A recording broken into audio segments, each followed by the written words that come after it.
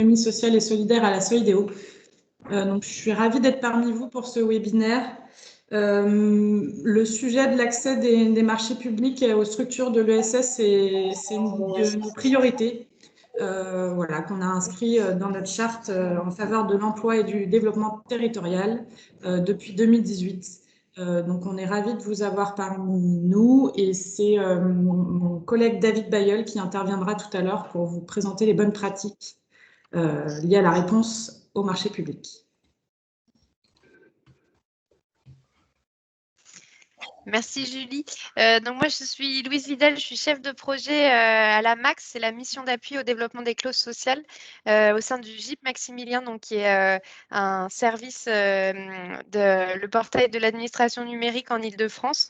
Et donc c'est mon collègue François Curran qui va intervenir sur la plateforme Maximilien, donc qui sert à déposer, à répondre au marché public.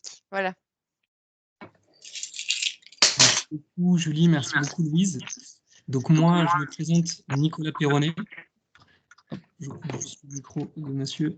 Donc je me présente Nicolas Perronnet, je suis chef de projet au sein d'Ecano sur le programme ESS 2024.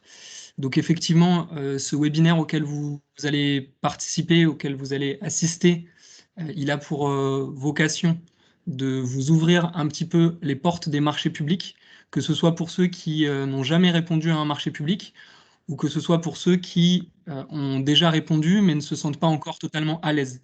Donc on a la chance avec la Solidéo et la Maximilien d'avoir des spécialistes qui vont venir vous présenter des choses sur justement les marchés publics, que ce soit la plateforme Maximilien ou dans un second temps sur les bonnes pratiques de réponse.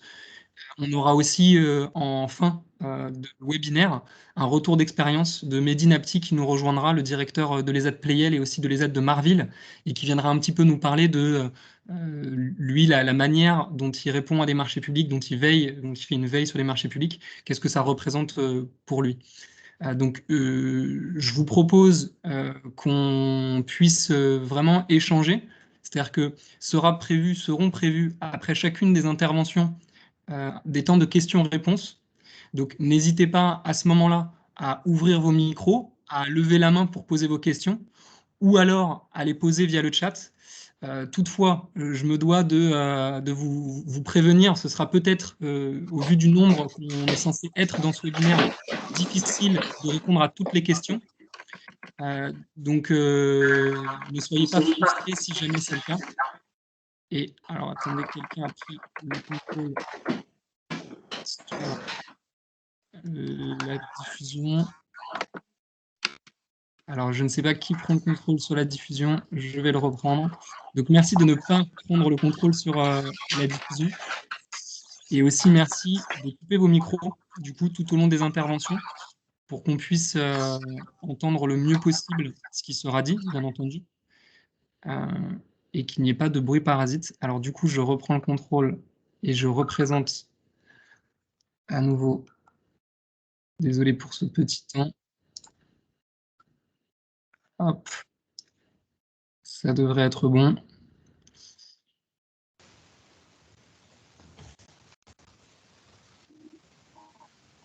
Hop. Le temps que ça charge. Normalement, vous devriez à nouveau voir la page d'introduction se présenter sous vos yeux.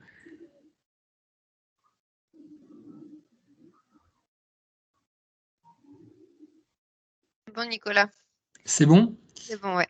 Alors, j'attends que ça charge de mon côté. Et François, eh bien, écoute, je te laisse te présenter et puis démarrer l'introduction et je passerai les slides sur tes ordres. Entendu, merci beaucoup Nicolas.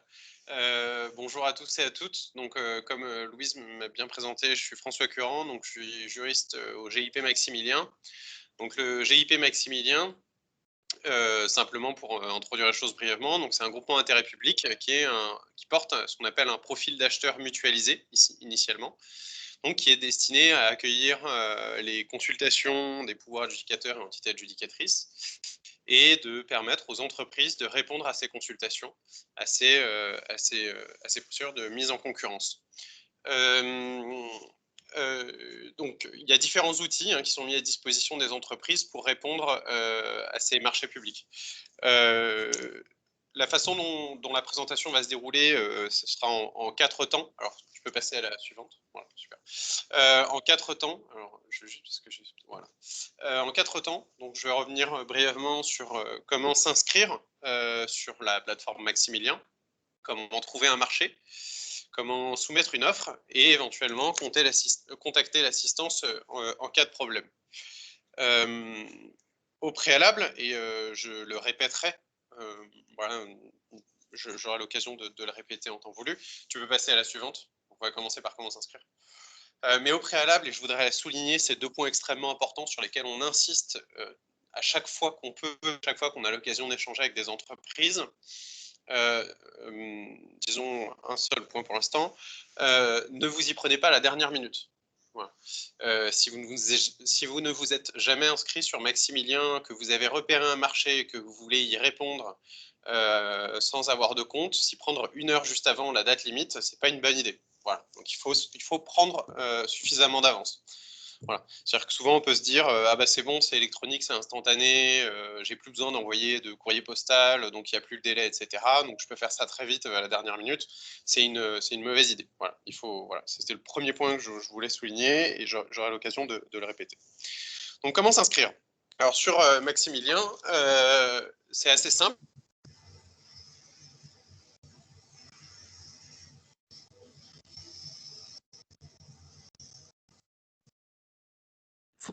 François, tu nous entends? On t'a perdu.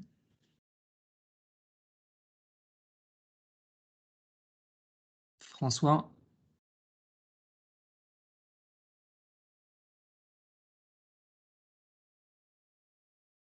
François, est-ce que tu nous entends? J'ai l'impression que nous t'avons perdu. Est-ce que François est toujours là ou est-ce qu'il a disparu?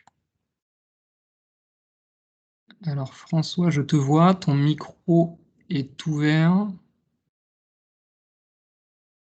Louise, est-ce que toi tu entends François? Ouais. Moi Non, écoute, je sais pas, je connais pas très bien cette présentation-là, mais je peux essayer de reprendre la suite le temps que François revienne. Ce qui dit que tout est figé et qu'il ne nous entend plus. Donc voilà, en effet, on vous a mis sur la présentation. François, quand tu reviens, je te laisse reprendre la main, hein. Mais on vous a mis donc sur la présentation le lien vers le site Maximilien. Et donc, en effet, vous avez voilà, 2 parties, puisqu'on a une partie pour les acheteurs publics et une partie pour les entreprises. Donc, ce que vous faites, c'est que vous pouvez vous créer un compte donc sur la partie entreprise. Et donc, vous commencez, voilà, comme ça, vous cliquez et vous commencez votre inscription. Donc, si tu peux aller, Nicolas, à la slide suivante. Donc, l'identifiant sur lequel voilà, on vous attend, c'est vraiment le SIRET. Donc, c'est la première étape. Donc, on vous a détaillé, bien sûr, toutes les étapes pour se créer un compte sur la plateforme, puisque c'est vraiment ce qui vous permettra ensuite, en fait, de pouvoir regarder les marchés, de pouvoir créer vos alertes et de pouvoir répondre au marché public. Donc, c'est vraiment important. Donc, voilà, la première étape, c'est le SIRET. Si on passe à la slide suivante, voilà, donc vous avez d'autres informations sur l'entreprise. Donc je ne sais pas si François est là. Bon, je continue. Donc vous avez d'autres informations à remplir voilà, sur les champs de votre entreprise. Donc avec des champs bien sûr qui sont obligatoires, donc bien faire attention. Et vous avez des champs également relatifs aux dirigeants de l'entreprise. Et donc ensuite, comme à chaque page en fait sur notre plateforme, voilà, vous cliquez en bas à droite sur enregistrer. Et donc sur la slide suivante, on va voir que vous avez ensuite des éléments à renseigner sur votre établissement. Donc c'est la 3e étape. Et donc là, voilà, il y a vous pouvez bien sûr rentrer plusieurs établissements. Donc si c'est le cas, je ne sais pas si c'est le cas pour certains. Donc voilà, vous remplissez tous ces éléments-là.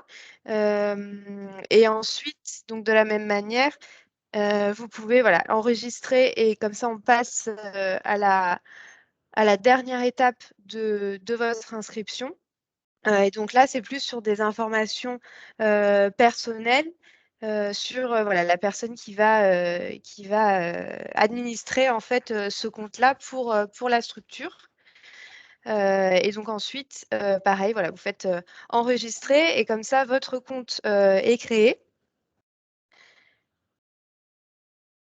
Voilà, donc votre compte a été créé et là, vous recevez directement en fait un mail avec vos identifiants et ça vous permet comme ça d'accéder à la plateforme et de pouvoir profiter des divers services de Maximilien. Donc, si on avance, voilà, on voit que donc le mot de passe a une validité de 12 mois, donc il faut le changer dès la première connexion et en fait, au bout de 12 mois, vous recevez un message pour modifier ce mot de passe. Donc voilà. Ensuite, donc, une fois que vous êtes inscrit, l'idée de cette plateforme, c'est bien sûr de trouver des marchés. Donc c'est la deuxième étape et c'est ce qu'on vous a mis dans cette présentation. Donc en effet, si on avance, on voit, voilà, donc pour trouver un marché, donc l'idée c'est de trouver voilà, des partenaires afin de collaborer. Alors, François, si tu Oui, reviens, je je te suis laisse. revenu. Je ne sais Ah, pas du tout ce qui s'est passé. Désolé, je suis ok, réapparu. Toutes mes excuses, ok, je ne sais pas super. ce qui s'est passé. Teams, d'un coup, s'est bloqué et je ne pouvais plus rien faire. Je ne comprends pas. Pas de Je suis Ok, souci. désolé. Je te Pas de- remercie, ah, Louise, super, donc, d'avoir poursuivi. d'avancer un peu. Je suis Ok, vraiment voilà. désolé. Je ne comprends pas du tout ce qui s'est passé. Alors, François, je te Et donc, propose. Alors, Louise a assuré vraiment sur le bah, comment c'est extra. s'inscrire. Donc, du coup, je te propose de reprendre à trouver un marché si ça te va. Très bien, parfait. C'est parfait, c'est parfait. Très bien. Donc, hop là. Donc, pour trouver un marché. Alors, en fait, vous allez avoir deux façons de faire. Évidemment, alors vous allez avoir là, je pense que c'est ce qui est mis en avant là. Alors, attends, hop là, ça mouline. Tac, c'est bon, voilà. Vous avez, alors, pour trouver un marché, vous allez avoir un premier outil qui va être surtout en plus souvent qui est pertinent pour les entreprises qui travaillent dans l'insertion ou les entreprises de l'ESS, c'est l'outil de bourse à la co et à la sous-traitance. C'est-à-dire qu'en fait, vous allez, c'est un peu le mythique de la commande publique, c'est-à-dire que vous allez vous positionner en tant qu'entreprise travaillant dans un certain secteur, mais vous constatez qu'il y a des marchés pour lesquels vous ne pouvez pas répondre sur la totalité de la prestation. La bourse à la co et à la sous-traitance permet en fait de vous indiquer, de vous signaler comme susceptible de répondre à une partie des prestations, mais pas à tout. Et vous précisez votre domaine. De cette façon, d'autres entreprises vont pouvoir vous contacter en disant, bah voilà, si tu veux, on peut travailler ensemble sur ce marché. Moi, je peux assurer cette partie des prestations, et puis toi, tu assureras plutôt cette partie des prestations. Donc, c'est la fonction de l'outil bourse à la co et à la sous-traitance. Vous avez, alors slide suivante, la deuxième étape, ça va être donc de trouver des consultations. Donc le premier moyen, disons, c'est de procéder de façon un peu abrupte. Hein, c'est dans la section avis, vous avez un lien toutes les consultations. Et là, donc tu peux passer à la slide suivante. Et là, vous allez arriver sur une page avec la liste de toutes les consultations qui sont en ligne actuellement sur Maximilien. Vous avez la première que vous retrouverez systématiquement quand vous cliquez sur toutes les consultations, que je vous invite évidemment à, disons, à consulter justement et à regarder, à faire des essais dessus, qui est une obligation réglementaire de l'arrêté profil acheteur, qui est de prévoir un espace d'entraînement pour les entreprises. Et cet espace d'entraînement, en fait, vous voyez, c'est une consultation entraînement à la réponse électronique. Et en fait, vous pouvez, sur cette consultation, vous voyez que la DLRO, là, je crois que ça doit être 2030, donc il y a le temps. Vous pouvez, sur cette consultation, effectuer des dépôts, poser des questions, regarder comment ça fonctionne, la partager, interagir avec la partie candidature et la partie offre. Moi, je vous invite vraiment au moment où vous inscrivez, à prendre une dizaine de minutes de plus pour regarder un petit peu cette consultation, voir comment fonctionne la réponse. Vous cliquez par-ci, par-là, et ça peut être une façon de se familiariser avec les fonctionnalités. Une fois qu'on est dans la consultation, comment ça se passe ? Alors voilà comment ça se présente. Vous avez un rappel en haut en fait des caractéristiques de la consultation. Donc voilà, la date limite de remise des plis, la référence, l'intitulé, l'objet. Vous avez des informations sur le temps d'acheminement de votre réponse, c'est-à-dire voilà, je remets une couche sur le fait qu'il ne faut pas s'y prendre à la dernière minute. Vous voyez que là, vous avez un élément de référence sur le débit ascendant. Eh bien, vous pouvez vous faire comme ça une petite idée, moyennant un produit en croix peu sophistiqué, de combien de temps votre réponse mettra de temps à charger. C'est-à-dire que voilà, si vous répondez avec voilà, 500 MO de pli, ce n'est pas la même chose que si vous avez une réponse avec 9, 60 ou 55 mégaoctets. Voilà, je vous invite voilà, à prendre ça en compte dans justement le temps que vous allez prendre avant de répondre. Vous avez ensuite en dessous, donc, vous avez un rappel de la bourse à la co et la sous-traitance, hein, et puis donc, qui est accessible à chaque consultation. Et puis vous avez ensuite, vous voyez, 4 onglets, publicité, téléchargement, questions, dépôt et messagerie sécurisée. Donc publicité, téléchargement, en fait, c'est là que vous allez pouvoir récupérer le DCE. Vous avez donc pareil, comme nous y oblige la réglementation, la possibilité de retirer le DCE soit de façon anonyme, soit en vous connectant. Alors, si vous le retirez de façon anonyme, voilà, vous pouvez. Simplement, méfiez-vous parce que ça veut dire que dans l'hypothèse où l'acheteur modifiera ensuite le DCE, vous risquez de manquer une information. Donc vous avez tout intérêt en réalité à le retirer en étant identifié sur la plateforme Maximilien de façon à ce que vous ayez une notification chaque fois que ce DCE éventuellement peut évoluer. Vous avez ensuite l'onglet dépôt sur lequel on reviendra et la messagerie sécurisée qui est donc l'interface d'échange avec l'acheteur.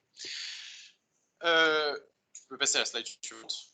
Comment ensuite, disons, affiner la recherche? C'est bien beau d'afficher toutes les consultations et de les balayer, c'est pas très pratique. Vous avez la possibilité, en fait, sur Maximilien, de programmer des alertes.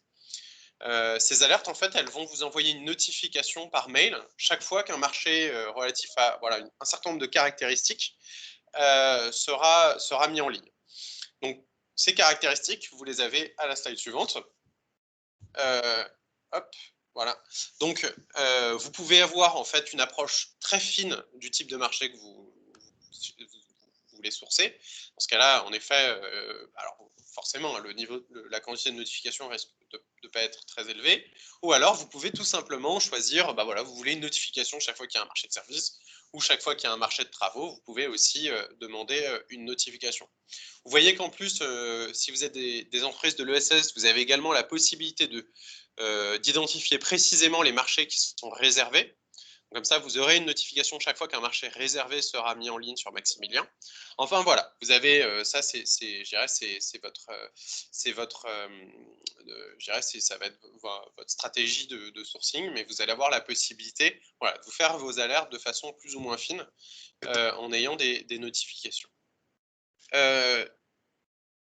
Hop, voilà, si tu veux passer à la slide suivante. Voilà. Donc ensuite, une fois que vous avez trouvé le marché qui vous intéresse, comment ça fonctionne pour soumettre une offre, pour y répondre? Premier point important, vous avez sur chaque consultation, encore une fois, vous avez un petit test de configuration. Sur ce test de configuration, c'est un petit module que vous allez télécharger et qui va, disons, faire un petit check-up rapide de votre configuration PC. Est-ce que Java est à jour? Est-ce que vous n'avez pas un pare-feu qui va vous empêcher de faire telle ou telle action, etc., etc. Qui va simplement faire un petit check-up de votre configuration pour vérifier que tout est bon d'un point de vue technique. Ensuite, vous avez juste à côté, vous retrouvez la consultation de test. Encore une fois, hein, je vous incite à aller vous entraîner sur la consultation de test, même en prenant quelques instants. Et voilà, c'est les deux petits outils que vous avez, disons, au préalable pour votre réponse. Pour ce qui est du dépôt proprement, maintenant, c'est donc à la slide suivante. Voilà comment les choses se présentent. Donc, quand vous allez cliquer sur dépôt, en fait, vous avez la page qui est à la slide suivante encore, qui va s'afficher. Donc, avec d'abord un premier aspect qui est lié à la candidature. Donc, vous avez la possibilité de renseigner votre DUM en ligne ou bien d'associer votre DUM si jamais vous en avez déjà un qui est rempli que vous avez généré soit à l'occasion d'une précédente consultation, soit que vous avez généré grâce à l'outil qui est disponible sur Chorus Pro. Vous pouvez le réutiliser. François, peut-être ça vaut d'ores et déjà le coup d'expliquer ce que c'est que le DUM. D'accord, pardon. Oui, alors c'est un élément de candidature, donc ça veut dire document unique de marché européen. Et c'est ce qui a vocation à, en fait, régler toutes les questions liées à la candidature, c'est-à-dire aux deux aspects que sont les capacités techniques et financières et les motifs d'exclusion. En général, c'est la lettre de candidature, les formulaires DC1 et DC2 qui sont relatifs à cela.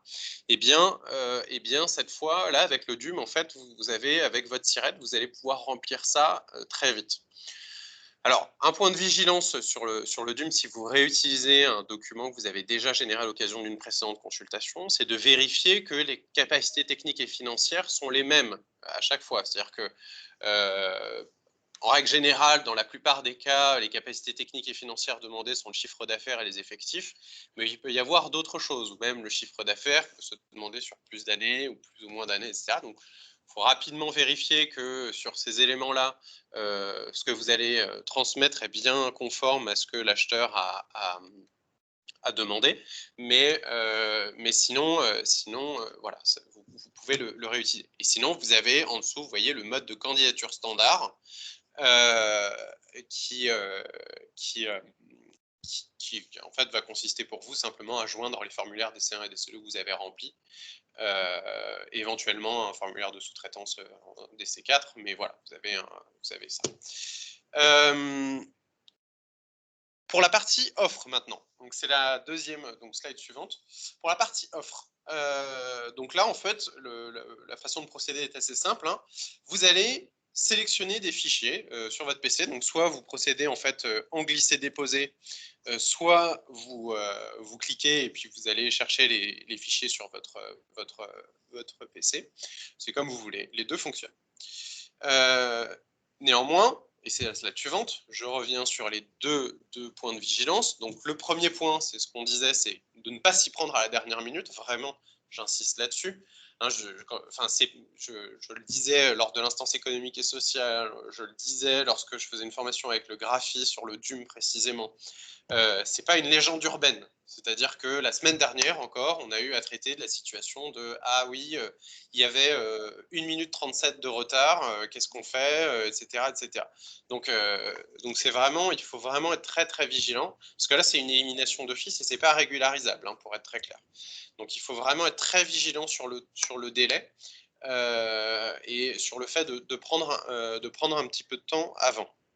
C'est-à-dire que si vous avez un fichier lourd à charger, c'est-à-dire qu'il y a un moment où il faut se mettre à côté de votre box pour charger votre réponse, c'est peut-être là en fait. Voilà, c'est peut-être là. Ou même voir connecter le câble Ethernet pour avoir un débit ascendant encore plus fort. En tout cas, voilà, il faut vraiment être vigilant sur ce moment et sur le fait de s'y prendre vraiment dans les temps et d'avoir pris du temps avant.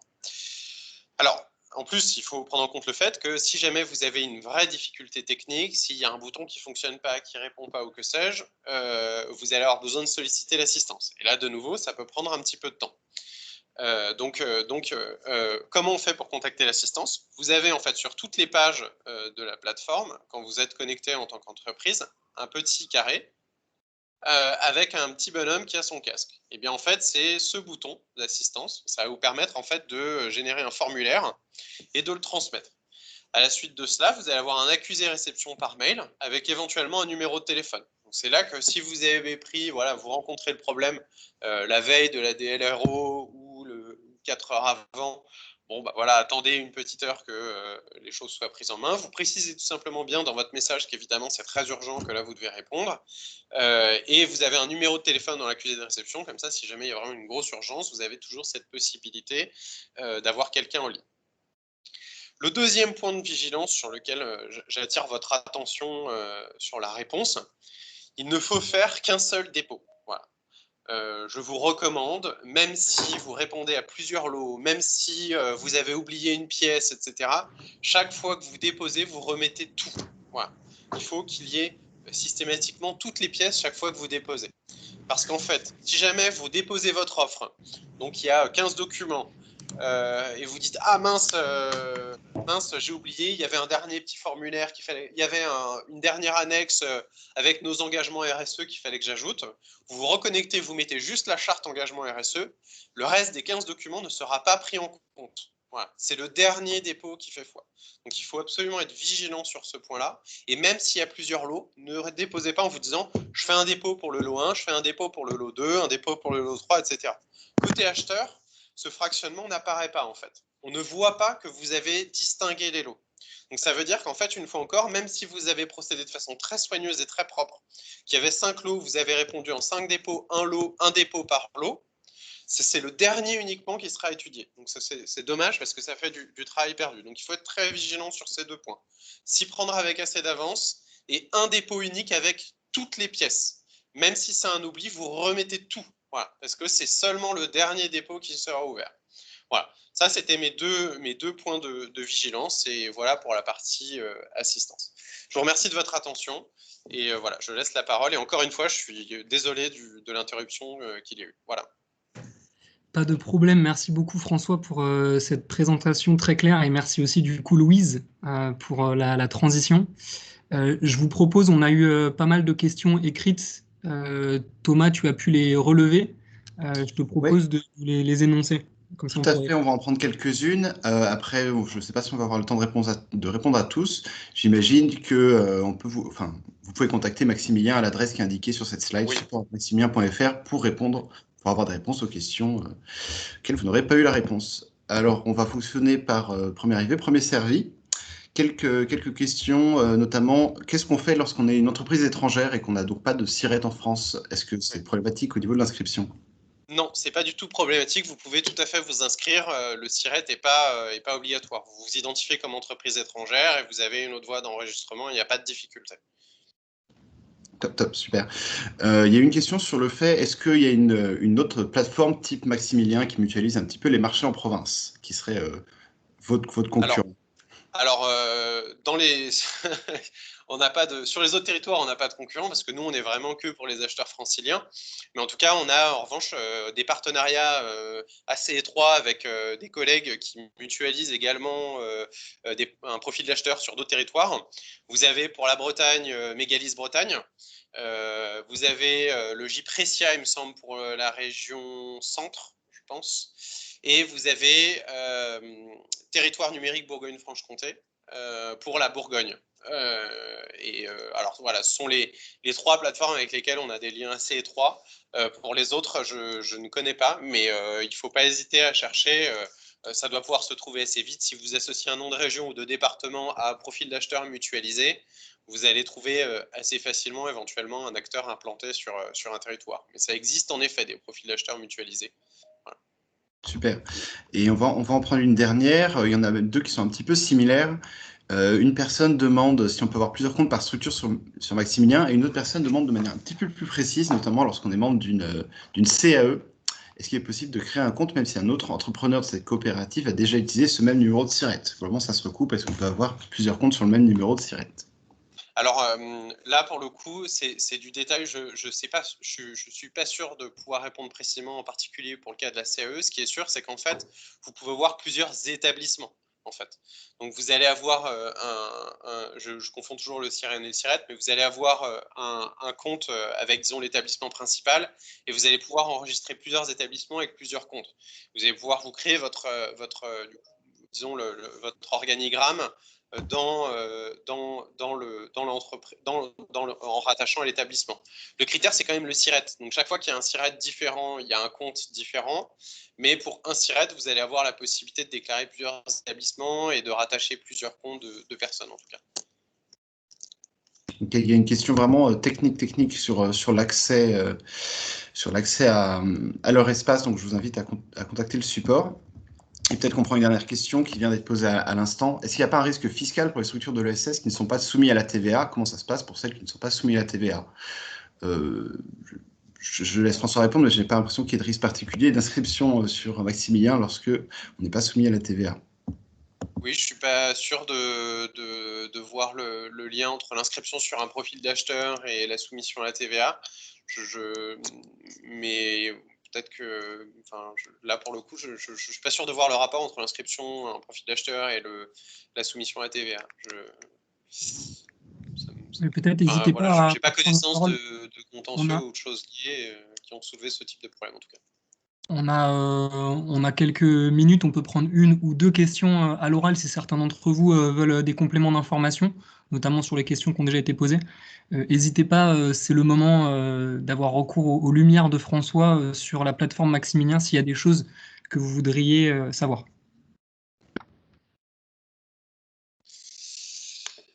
Beaucoup de structures de l'ESS sont inscrites. C'est une bonne question. J'ai pas de chiffre en tête sur la part de structures de l'ESS qui sont inscrites. Je sais qu'aujourd'hui, on doit être à 55-60 000 entreprises inscrites.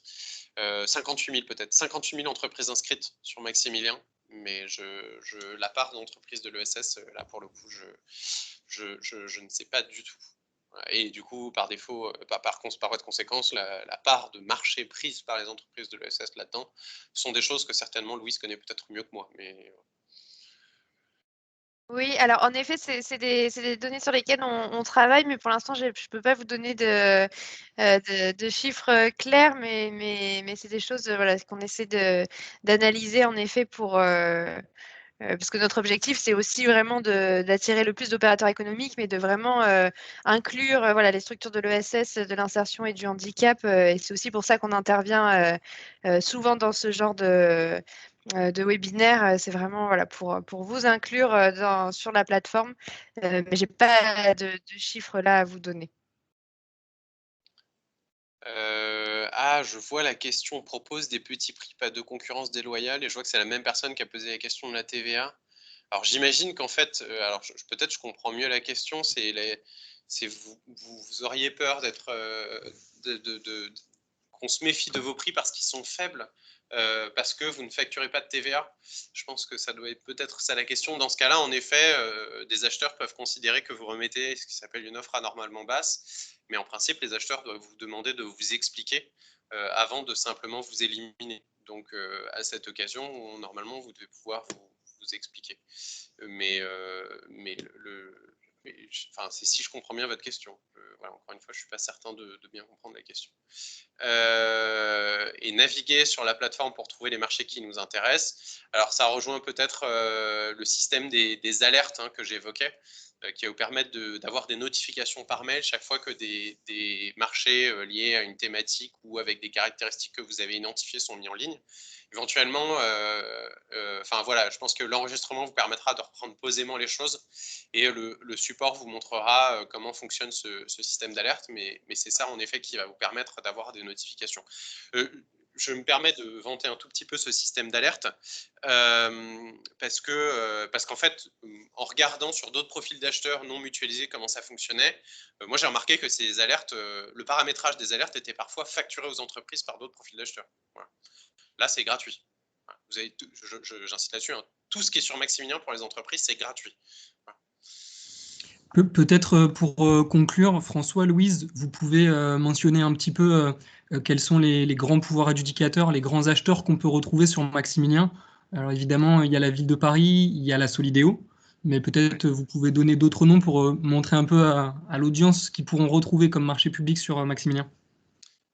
Ce qui me vient, c'est évidemment tous les départements, l'agence d'espace vert, pleine commune, l'UGAP, le RESA, donc qui est l'équivalent de l'UGAP, mais pour les établissements hospitaliers. Voilà, moi, spontanément, ce qui me vient à l'esprit. Je ne sais pas si j'ai manqué des acheteurs que tu vois, Louise.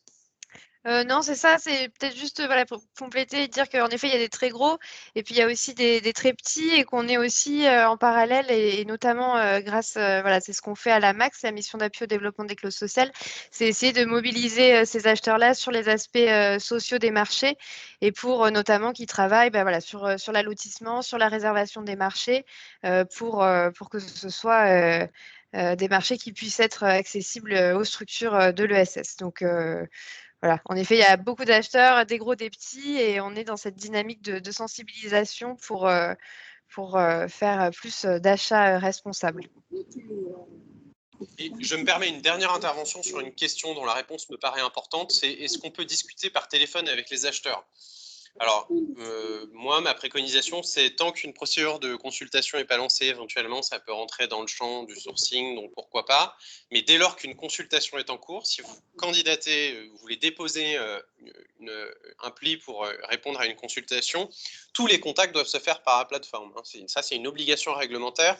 Enfin, voilà, nous, on essaye aussi de le dire aux acheteurs, mais en tout cas, il n'y a pas d'échanges qui doivent se faire hors plateforme dès lors que la mise en concurrence est en route, pour des raisons de traçabilité des échanges assez évidentes. Voilà. Ouais, tout à fait. Merci beaucoup, François, Louise. Je vous propose qu'on avance vers la deuxième partie, troisième en comptant l'introduction de ce webinaire. Merci beaucoup encore pour cette présentation. Et du coup, je vais garder la parole puisque je vais vous présenter la plateforme ESS 2024.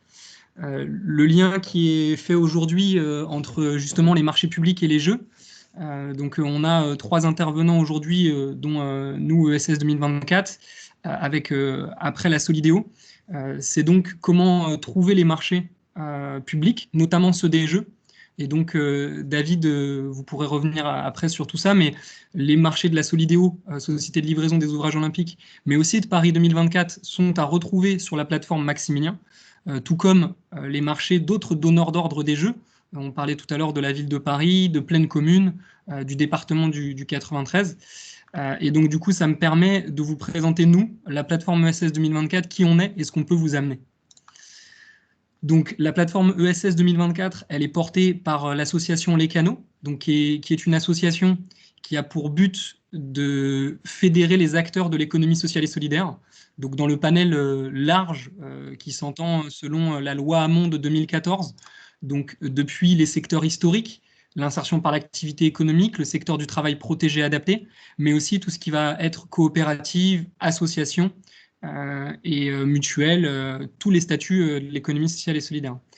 Donc cette plateforme, elle est financée par les donneurs d'ordre des jeux, donc j'en parlais tout à l'heure, Paris 2024 d'un côté et la Solidéo de l'autre. Et du coup, on a une méthodologie qui fonctionne sur 2 facettes.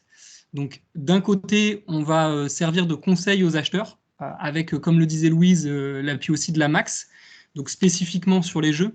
On va essayer de leur permettre de voir ce qui se fait du côté de l'offre, de l'économie sociale et solidaire, pour qu'ils puissent adapter au mieux les consultations. Adapter les consultations, ça signifie insérer des clauses sur lesquelles on pourra revenir si c'est quelque chose avec lequel vous n'êtes pas familier, des clauses d'insertion, pouvoir aussi réserver des marchés, mais aussi pouvoir choisir des critères qui vont valoriser des savoir-faire, par exemple des savoir-faire sur l'économie circulaire, sur le réemploi, sur l'alimentation durable. Et du coup, ça me permet de passer sur la deuxième facette, l'accompagnement des entreprises. C'est parce qu'on accompagne ces entreprises et qu'on les connaît bien, qu'on arrive à faire ces recommandations aux acheteurs. Donc on accompagne les entreprises, donc ça c'est ce qu'on peut vous offrir, nous, la plateforme ESS 2024, dans l'objectif de vos réponses au marché des jeux, donc de la Solidéo, de Paris 2024. C'est une diffusion ciblée des marchés. C'est-à-dire qu'en venant sur la plateforme ESS 2024, vous vous référencez, vous nous indiquez votre savoir-faire avec des thématiques assez précises. Donc, par exemple, je parlais tout à l'heure de la restauration, la logistique, ça peut aussi être la construction, ça peut être les espaces verts. Et nous, dès qu'un marché lié au jeu va sortir sur cette thématique-là, on va vous le relayer de manière ciblée. Ensuite, on vous accompagne aussi à la constitution de consortium, mais j'en parlerai un petit peu plus tard. Et on vous aide aussi à la constitution des réponses. Alors attention, on vous aide à mieux comprendre toute la partie technique, donc la partie technique de réponse au marché. Donc par exemple, que le DUM dont parlait tout à l'heure François, le DC1, le DC2, comment est-ce qu'on se sert de la plateforme Maximilien. On est un intermédiaire aussi pour vous aider à appréhender tout ça. Par contre, on ne tient pas la plume pour la rédaction de votre offre. Quand il y a un mémoire technique à réaliser sur ce que vous savez faire pour répondre justement à un marché, là, nous, on n'interviendra pas. Donc aussi, on ne fait pas ça tout seul, bien évidemment. La plateforme ESS 2024, elle a un mandat sur les jeux et elle travaille avec des acteurs que vous devez connaître et qui sont là depuis pas mal de temps pour vous accompagner au quotidien. Donc bien sûr, les collectivités de Seine-Saint-Denis, le département, Plaine Commune aussi, très actif sur la thématique de l'économie sociale et solidaire, Est Ensemble, Paris Terre d'Envol, Grand Paris Grand Est, la ville de Paris, mais aussi à l'extérieur de l'Île-de-France, parce que les Jeux vont aussi se dérouler à l'extérieur de l'Île-de-France. Il y a la Marina à Marseille, mais il y a aussi les épreuves de foot qui vont se dérouler dans différents stades en France. Je pense au stade de la Beaujoire, Nantes, qui restera finalement pour les aficionados du foot en Ligue 1, aux dépens de Toulouse. Et du coup, d'un autre côté, on est aussi en lien avec les réseaux. Les réseaux, on y retrouve par exemple un réseau territorialisé de l'insertion par l'activité économique, Insereco 93, mais aussi par exemple le réseau GESAT ou la CCI de Seine-Saint-Denis. Donc tout cet écosystème, il nous aide à mieux vous toucher, mieux venir vers vous, mieux vous informer. Et du coup, on travaille constamment avec cet écosystème pour réaliser nos missions. Donc, qu'est-ce qu'on peut vous apporter concrètement la plateforme ESS 2024? Alors déjà, une veille, j'en parlais. Donc, on a de manière très prosaïque une newsletter qui paraît toutes les semaines. Donc, certains d'entre vous doivent la recevoir. Cette newsletter, elle reprend soit de l'information sur l'actualité des jeux, l'actualité des marchés, l'actualité des opérations. Et elle reprend aussi un brief sur tous les marchés en cours, pour que, au cas où vous seriez passé à côté d'un mail sur un marché, vous puissiez le vendredi soir dans votre boîte voir qu'il y a en ce moment un marché sur de l'aménagement paysager ou sur du conseil, sur de la communication par exemple. Cette newsletter, on l'écrit avec nos petites mains. Donc je vous invite à la suivre et à l'ouvrir tous les vendredis pour vous renseigner sur l'actualité des jeux et les marchés. Donc ensuite, les outils qu'on met à votre disposition sur notre site ess2024.org, vous pourrez retrouver des fiches sur comment répondre au marché, comment mieux comprendre ce que sont les marchés publics. Donc je vous ai mis des exemples là. N'hésitez pas à aller sur ess2024.org, vous pourrez vous retrouver assez facilement sur le site. Et du coup, vous pourrez un peu mieux comprendre ce que sont les marchés publics, le langage des marchés. Tout à l'heure, on parlait du DUM. Là, je parlais après tout à l'heure du DC1, du DC2. C'est un langage qu'on essaie de vulgariser par ces fiches. On essaie d'expliquer aussi ce qu'est la sous-traitance. Et après, les aspects aussi sociaux des marchés publics. Je parlais des clauses d'insertion. Pareil, on a des fiches qui pourront vous expliquer ce que sont ces clauses. Donc, j'avance un peu plus rapidement. Je voulais aussi faire un focus sur quelque chose qu'on vous apporte, qui sont la mise en relation pour répondre en groupement. Donc effectivement, comme je le disais tout à l'heure, nous, ESS 2024, notre objectif, c'est qu'il y ait le plus d'entreprises de l'économie sociale et solidaire qui répondent à des marchés des jeux et qui puissent les remporter. Pour faire ça, on est amené à appuyer la constitution de groupements. Donc groupement momentané d'entreprises, donc c'est un acronyme assez barbare qui signifie que par un accord privé, des entreprises s'organisent pour pouvoir répondre à un marché auquel elles ne pourraient pas soumissionner seules, auquel elles ne pourraient pas répondre toutes seules, ou auquel elles pensent pouvoir être beaucoup plus performantes en étant groupées par rapport à des volumes ou à des spécificités techniques.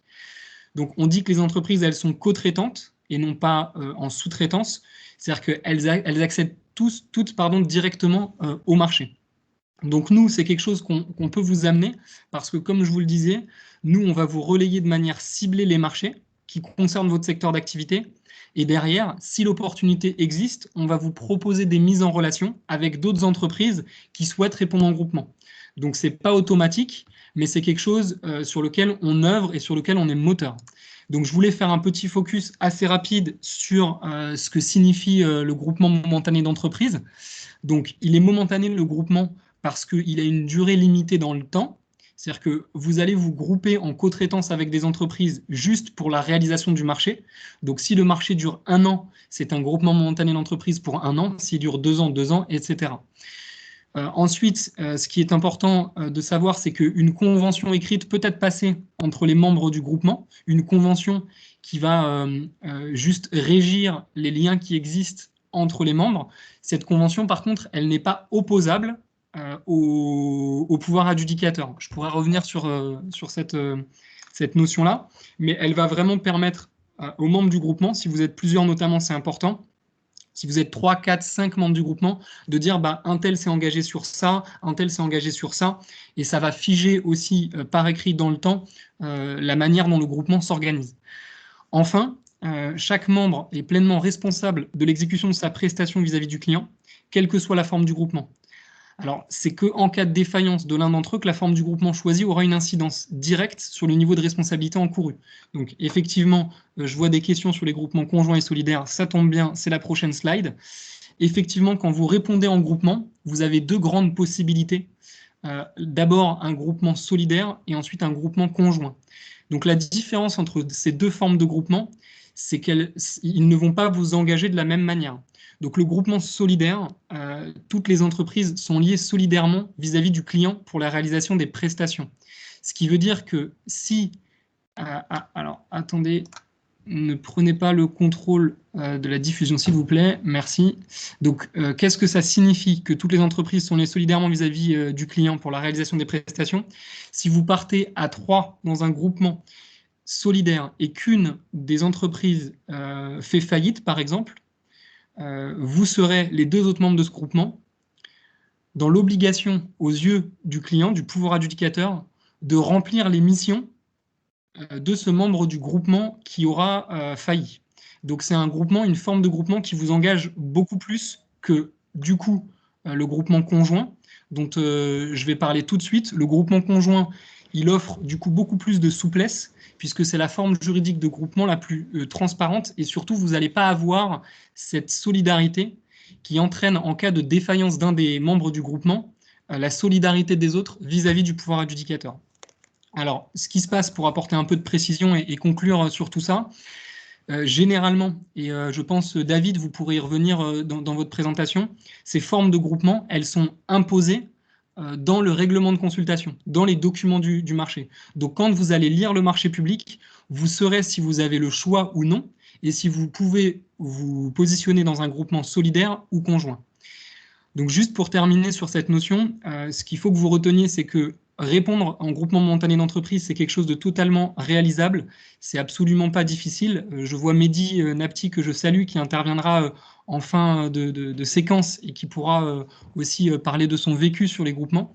C'est même quelque chose qu'on pousse, nous, à faire, parce qu'aux yeux du pouvoir adjudicateur, ça montre aussi parfois plus de solidité, plus de coopération et un panel, un éventail de savoir-faire plus large. Par contre, effectivement, le groupement, ça demande, dans les délais impartis pour la réponse au marché, de se mobiliser, parfois en 1 mois, avec des entreprises qu'on ne connaît pas. Donc, il faut prendre le temps, justement, de se connaître, de se mettre autour de la table pour remplir les documents du marché. Et ça, c'est un temps important et incompressible qu'il faut réellement prendre pour éviter tout risque ensuite. En cas d'attribution du marché, on gagne le marché. Mais si les choses n'ont pas été bien calées en amont et si on ne sait pas vraiment avec qui on travaille parce qu'on a été trop vite, là, il y a des risques à prendre. Donc voilà, je conclus sur les groupements. En tout cas, je sais que bon nombre d'entre vous sont déjà référencés sur la plateforme ESS 2024. J'engage ceux qui ne le sont pas encore à le faire. Et du coup, je laisse maintenant un temps pour répondre à vos questions si vous en avez. Pas de questions dans le chat, à part sur les groupements, mais auxquelles tu as apporté une réponse. Donc, je laisse quelques minutes aux personnes pour s'exprimer. Pourquoi pas ouvrir leur micro justement et poser la question à l'oral pour les questions sur cette partie. Et quand bien même on reste disponible par mail pour répondre à vos questions au-delà de 7h30 de visioconférence.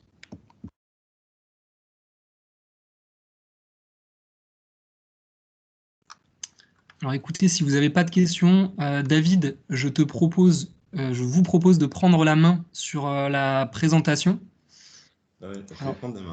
Dites-moi si c'est possible pour vous, sinon il faut... Alors déjà, je vais moi arrêter de présenter. Oui, s'il vous plaît. Voilà, je vais prendre la main sur ma présentation. Voilà.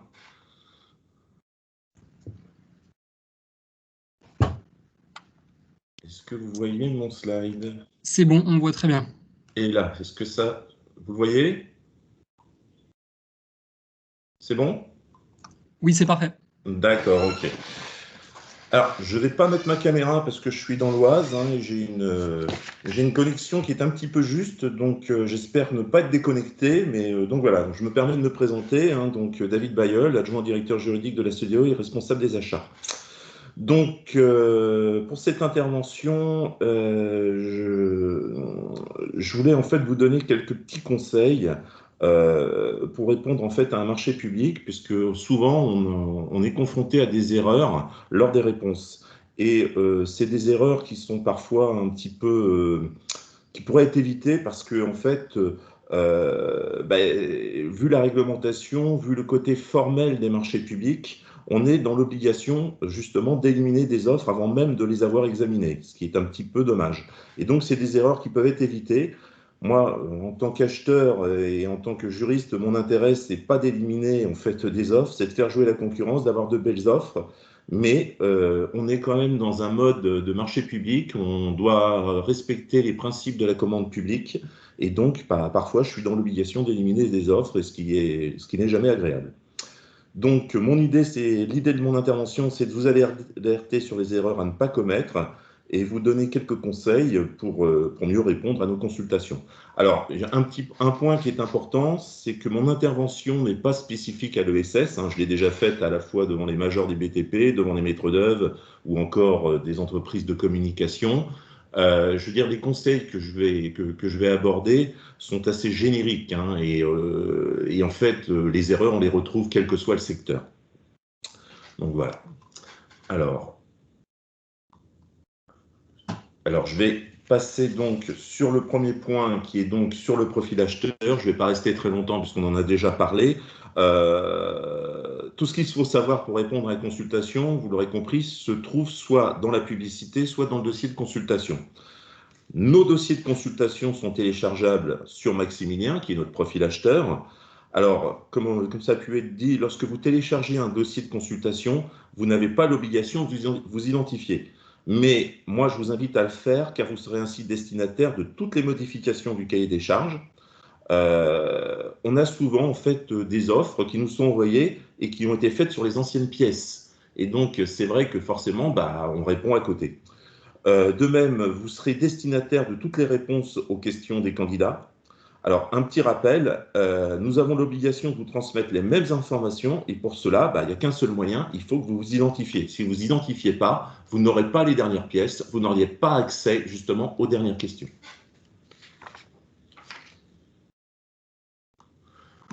Le dossier de consultation des entreprises.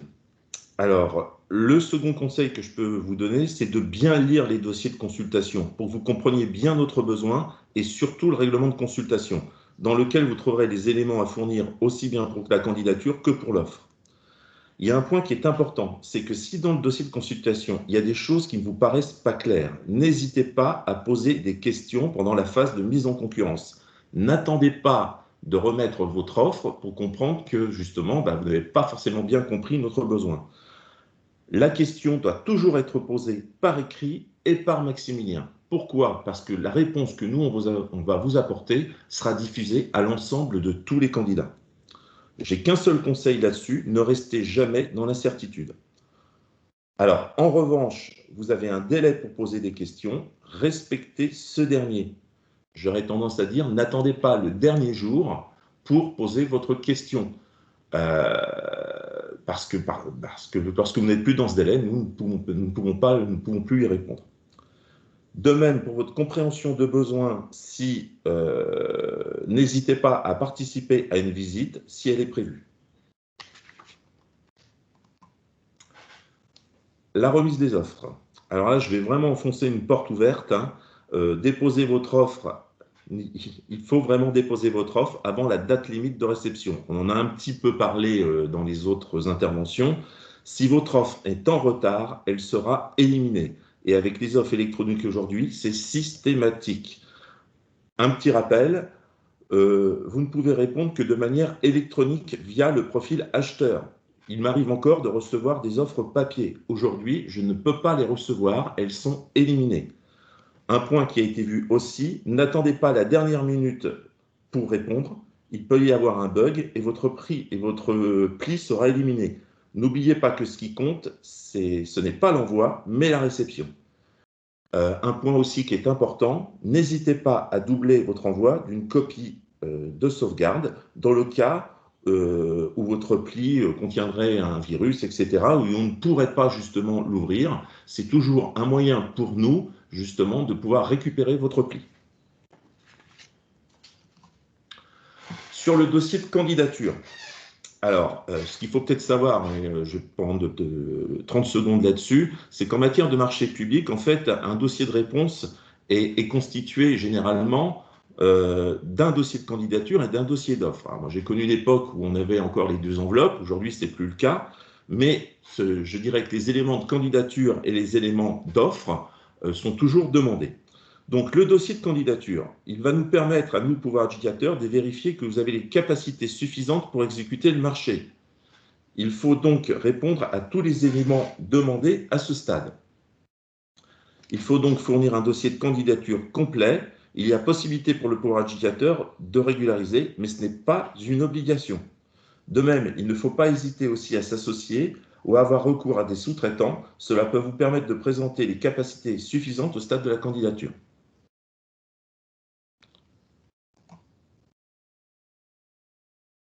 Vous m'entendez? Tout va bien? Oui, on vous entend bien, David.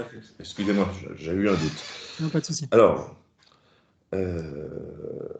faut savoir une chose, c'est que la candidature n'est pas appréciée au niveau d'un candidat, mais d'un groupement. Alors, pour cela, il ne faut pas hésiter à utiliser les formulaires ou le DUM, comme on a pu le voir. C'est ce qui est le plus simple. Si des cadres de réponse sont fournis, n'hésitez pas à les utiliser. Alors, concernant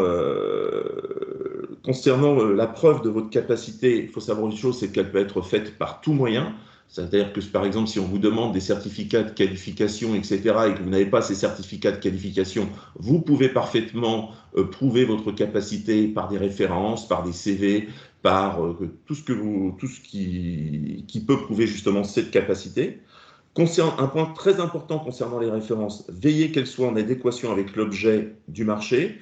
Moi, pour l'anecdote, un jour, j'ai passé une consultation pour du matériel audiovisuel. Il y a une très, très grande major qui a répondu à cette consultation. Et dans son dossier, en fait, elle ne vantait que ses capacités en matière informatique. Donc, en fait, j'étais dans l'obligation d'éliminer en fait cette entreprise parce qu'elle ne me prouvait pas son savoir-faire sur le matériel audiovisuel. Donc, c'est vraiment quelque chose qui est important. Il faut vraiment que les références soient en adéquation avec l'objet du marché. Et j'ai qu'un seul conseil à vous donner aussi, parce qu'on reçoit des palanquets de références parfois, privilégier la qualité que le nombre. On va plus s'axer en fait véritablement sur la qualité de la référence que véritablement sur le nombre de références que vous pouvez nous donner.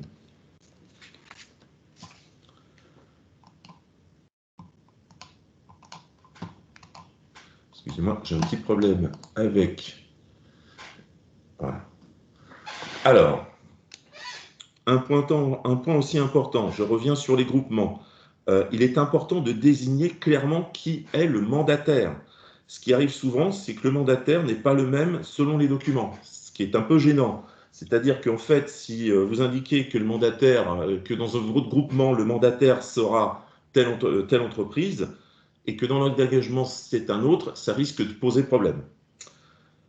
Pareillement aussi, si le pouvoir adjudicateur impose une forme de groupement, conjoint ou solidaire, ou s'il demande que le mandataire soit solidaire, ne modifiez pas ce point. Si vous appuyez votre candidature sur des sous-traitants, pour rappel aussi, ils doivent fournir les mêmes documents que le candidat principal. Ce qui est vraiment le plus simple, c'est d'utiliser le formulaire DC4, qui est donc la déclaration de sous-traitance. Un point de vigilance, parce que ça on le voit aussi assez souvent, soyez précis sur les prestations confiées aux sous-traitants. On a des déclarations de sous-traitance et on ne sait absolument pas en fait quel va être le secteur, le domaine dans lequel va intervenir le sous-traitant. Sur le dossier offre, au stade de l'offre, prenez bien en compte tous les éléments demandés dans le mémoire technique. C'est vraiment très important. On reçoit des mémoires techniques qui sont généralement incomplets. On va demander 3-4 éléments et il nous en manque un et donc ça pose difficulté. Comme pour la candidature, il convient de fournir un dossier complet et correctement rempli. Un dossier incomplet est une offre irrégulière et qui peut être éliminée. J'ai un conseil à vous donner, c'est d'éviter le dossier tout fait. Un pouvoir adjudicateur attend une réponse travaillée, spécifique, répondant à son besoin. Pas le dossier type transmis pour toutes les consultations. Ça se voit et ça donne pas une très bonne impression. Ne modifiez pas les pièces. Ça aussi, c'est un point qui est très important. Le cahier des charges, un dossier de consultation et en marché public est intangible. Et si vous modifiez les pièces, vous risquez l'élimination. N'émettez pas non plus de réserve. Un marché public est un contrat d'adhésion. Là encore, vous risquez l'élimination. Une erreur qu'on trouve aussi souvent, c'est en fait des BPU, donc des bordereaux de prix unitaires, ou des DPGF, des décompositions de prix généraux, incomplets, ou encore des prix différents entre un BPU et un DQE. S'il manque un prix, je suis normalement dans l'obligation d'éliminer votre offre. Soyez très vigilants, surtout pour les éléments liés aux critères de sélection, et d'autant plus pour ceux affectés des pondérations les plus importantes. Si vous voyez que en fait, la compréhension du besoin est notée sur 5 et que l'équipe dédiée va être notée sur 40, il faudra bien sûr privilégier ce deuxième élément. Ce qu'on essaye de faire aussi, c'est de vous fournir des cadres de réponse. Utilisez-les, ça facilite votre réponse et pour nous aussi l'analyse. Le mémoire technique. Le mémoire technique, c'est véritablement la pièce essentielle de votre réponse. Il traduit votre savoir-faire, il permet au pouvoir adjudicateur d'évaluer la qualité de votre réponse. Et par conséquent, il ne faut pas le négliger, car la note appliquée au mémoire technique est en général la plus forte par rapport au prix. Le mémoire technique est une pièce contractuelle qui va vous engager, ça il ne faut pas l'oublier, c'est-à-dire ce que vous écrivez dans votre mémoire technique, le pouvoir adjudicateur vous demandera bien sûr de l'exécuter. Votre offre sera analysée au travers de votre mémoire et uniquement. Il convient donc de le soigner. Donc ces 3 conseils, ne faites pas l'erreur classique de partir d'un mémoire type, mais vraiment répondez précisément aux besoins du marché. Évitez les réponses stéréotypées, supprimez toute généralité ou propos sans relation avec le marché. N'oubliez pas qu'au stade du jugement, on ne juge pas la qualité d'un candidat, mais uniquement la qualité de son offre et de son mémoire. Sur les variantes et les prestations supplémentaires éventuelles, on a souvent aussi des erreurs. Lorsque des variantes sont autorisées, n'oubliez pas l'offre de base lorsque celle-ci est exigée. Aujourd'hui, la réglementation nous autorise en fait de vous proposer, de nous fournir ou de vous imposer une variante et de vous laisser la possibilité ou pas de fournir une offre de base. Si nous vous demandons l'offre de base, fournissez-la. Sinon, nous serons obligés d'éliminer votre variante. De même, chaque variante pose des prescriptions minimales, c'est-à-dire en fait les éléments sur lesquels votre variante va varier par rapport à l'offre de base. Donc, il faut forcément respecter ces prescriptions minimales. Si le dossier de consultation n'autorise pas les variantes, ne les proposez pas non plus. Enfin, lorsque le dossier de consultation demande une prestation supplémentaire éventuelle, il ne faut pas hésiter, c'est pas qu'il ne faut pas hésiter, il faut répondre en fait à celle-ci. Sur la signature, alors, on a souvent des erreurs aussi. Alors, une erreur qui est assez flagrante, notamment en matière de signature électronique, c'est qu'on voit parfois des candidats qui vont signer le fichier ZIP, mais pas l'acte d'engagement. Ce qui revient en fait un peu à signer l'enveloppe et non pas le contrat. Donc ça, c'est un point aussi qui est important. Signer le bon fichier. Un autre point aussi qui est très important aussi, c'est il faut être vigilant sur la personne qui signe. Elle doit avoir le pouvoir de le faire. Elle doit pouvoir engager l'entreprise. Je me rappelle d'un marché que j'avais passé dans lequel en fait le signataire avait pouvoir pour engager son entreprise jusqu'à 1 million d'euros. Notre marché en faisait 5. On a été obligé d'éliminer sa candidature. Alors ça, sur les pièces justificatives, ça c'est un point qui est très important aussi. C'est-à-dire que même lorsque vous êtes attributaire, nous devons vous demander de nous fournir un certain nombre de documents. Alors, je pense aux attestations fiscales, à tout ce qui est attestation sociale. Enfin, voilà, il y a toute une liste de documents qui doit nous être fournis pour chacun des co-traitants. Et si ces documents ne sont pas fournis, nous sommes dans l'obligation, dans le délai qui est imparti au moment de l'attribution, nous sommes dans l'obligation d'éliminer votre candidature et d'aller repêcher le second. Donc c'est pour cela qu'aujourd'hui, la réglementation ne vous impose pas de nous transmettre ces documents au moment où on lance la consultation. Je ne peux par contre que vous encourager à vous assurer que vous disposez bien de toutes ces pièces, de manière que dans le cas où vous seriez déclaré attributaire, vous ne soyez pas éliminé parce que vous n'êtes pas en mesure de nous fournir les justificatifs et les attestations nécessaires. C'est malheureusement arrivé encore dernièrement, et c'est vrai que c'est un point sur lequel il faut être très vigilant. Parfois, certaines administrations vont mettre un peu de temps pour vous fournir un document, et il faut savoir que le délai imparti que nous, on vous impose pour pouvoir répondre, pour nous fournir ces documents, n'est pas négociable, et que dans ce cadre-là, si vous ne pouvez pas nous fournir les documents, vous serez éliminé, et c'est le candidat suivant qui sera, lui, déclaré attributaire. J'ai terminé. Si vous avez des questions, j'espère que j'ai été assez clair. Je suis désolé, c'est un petit peu rapide. Voilà. C'était très bien. Merci, David. Thomas, je te propose de nous faire remonter quelques questions. Tout à fait, tout à fait. Alors déjà, il y a une question qui est revenue une autre fois, je crois. Où pourra-t-on retrouver l'enregistrement de ce webinaire? Est-ce que, Nico, tu confirmes bien qu'on vous enverra les supports et l'enregistrement a posteriori? Oui, tout à fait. Donc, le webinaire, il est en train d'être enregistré. Et donc, on vous enverra par mail dans les jours qui viennent l'enregistrement de ce webinaire. Alors, j'ai quelques questions pour David. Je vais les prendre par ordre chronologique. Alors, on a une question déjà de Lionel pendant la présentation sur la 16 2024 que j'ai fait remonter à nos collègues. Alors, Bernard qui nous dit, encore une fois, une question sur un peu la fixation des prix. Est-ce que les entreprises de l'ESS qui répondent à un marché public ont des chances d'être sélectionnées étant donné qu'elles proposent des offres électroniques avec un petit prix? Il y a risque de concurrence déloyale. Avez-vous déjà travaillé avec les structures de l'ESS? Alors, oui, il y a déjà des marchés de la Solidéo, notamment, on va prendre l'exemple de marché de la Solidéo, qui ont été remportés par des structures de l'ESS. Si je peux me permettre, c'est de remettre un peu en espérant que ça ne bloque pas. Je vais remettre ma caméra. Voilà. Si je peux me permettre, en ce qui concerne, je ne peux pas entendre dire qu'il s'agit de concurrence déloyale.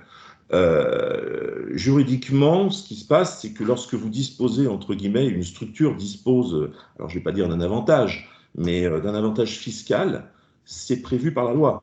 Donc, il n'y a pas de concurrence déloyale. Là-dessus, si la TVA n'est pas applicable, elle n'est pas applicable. Voilà, c'est tout.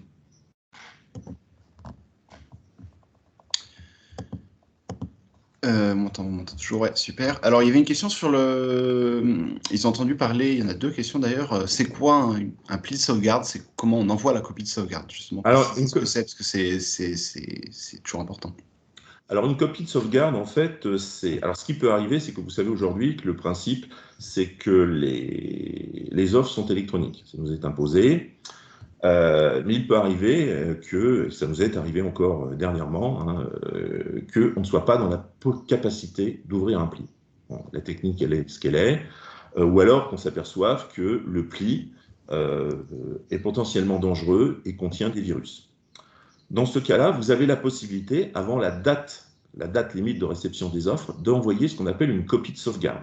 Alors, cette copie de sauvegarde peut être aussi bien de forme papier, là, dans ce cas-là, j'accepte le papier, soit d'être sur un support électronique. Et donc, il faut l'envoyer forcément avant la date limite de réception des offres. Et cette copie de sauvegarde sera conservée par nous. Et en fait, c'est une copie de votre offre. Et elle ne sera ouverte que si nous sommes dans la capacité d'ouvrir en fait votre pli.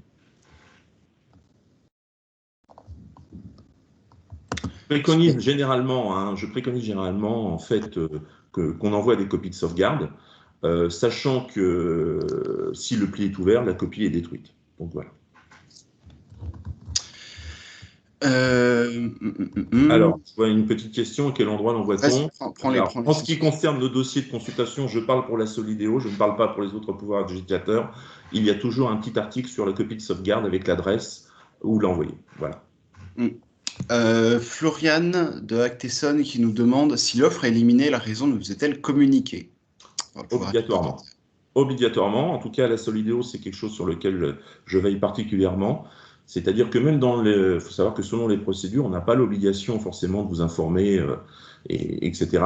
Aujourd'hui, à partir du moment où une offre est éliminée, vous avez la raison et on vous explique justement pourquoi nous avons éliminé cette raison. Il y a un courrier qui est fait à chaque fois. Sincèrement, comme je le dis, ce n'est pas le but d'éliminer des offres, hein. Là, c'est le juriste qui vous parle. On a aussi une réglementation auquel on doit obéir et respecter. Par contre, il est important véritablement que vous évitiez des petites erreurs qui sont... Alors, ce qu'il faut savoir aujourd'hui, c'est que nous avons la possibilité aussi de régulariser, aussi bien au niveau des candidatures qu'au niveau des offres. Et ça prend du temps. Vous doutez bien aussi que lorsqu'on a 30 ou 40 offres, forcément, on est un peu moins enclin à régulariser des offres. Et donc voilà. Donc c'est pour ça qu'il faut être vigilant, et ça, c'est vraiment un point sur lequel j'insiste. Il faut être extrêmement vigilant sur ce qui est écrit dans les règlements de consultation, sur nos dossiers de consultation, car on s'aperçoit malheureusement que parfois les entreprises ne lisent pas nos règlements de consultation. Et c'est vrai que c'est toujours un risque. Ok, merci beaucoup. Alors, François Anquetil nous demande, est-ce qu'on peut donner des exemples de réserves parfois faites qui ne seraient pas possibles si elles ne sont pas autorisées?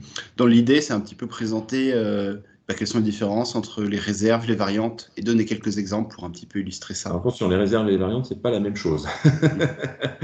Donc voilà. Je pense que effectivement, montrer par l'exemple, ça peut être intéressant pour pratiquement comprendre c'est quoi la différence. De tête, par exemple, ça va être... je demande, alors ça peut arriver parfaitement, c'est vraiment de tête, hein, c'est un exemple qui me vient. Je demande un prix à l'unité. Et en fait, on va me mettre comme réserve que le prix qu'on va me donner est garanti à partir du moment où je vais commander un certain nombre d'unités. C'est une réserve. C'est une réserve.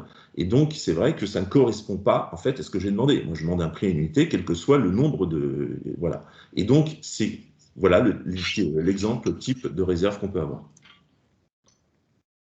Et une variante? alors, en fait, j'allais répondre, merci beaucoup David d'avoir répondu, j'allais répondre et une fois de plus Teams m'a éjecté, donc je ne sais pas du tout, du coup je crois que vous avez terminé sur les réserves, je ne sais pas ce qui a été dit d'autre. Oui, sur la réserve, oui. Vas-y François ou David, si vous voulez appuyer un petit peu sur justement la différence entre réserve et variante, notamment qui était questionnée dans le chat. Alors, une variante... allez-y, non, mais allez-y, je pense que c'est mieux que ce soit vous qui le disiez. Bon, écoutez, déjà, une variante, en fait, c'est une offre dans laquelle on va aller demander, en fait, aux entreprises, c'est-à-dire qu'on va avoir une offre de base et on va expliquer, par exemple, on laisse la possibilité aux entreprises de nous faire une offre différente que l'offre de base. Le code donne cette possibilité. Aujourd'hui, il y a les variantes imposées, les variantes facultatives. Je ne rentrerai pas dans les détails. Et donc, c'est quelque chose qui est prévu dans le marché. C'est-à-dire que, pour vous expliquer un petit peu de manière un peu sommaire, je demande en fait, par exemple, d'acheter une voiture. Je demande une voiture qui roule à l'essence et en variante, je laisse la possibilité au candidat de me proposer un autre mode de carburation, etc. Et donc, c'est ça. Voilà en quoi consiste la variante. Voilà.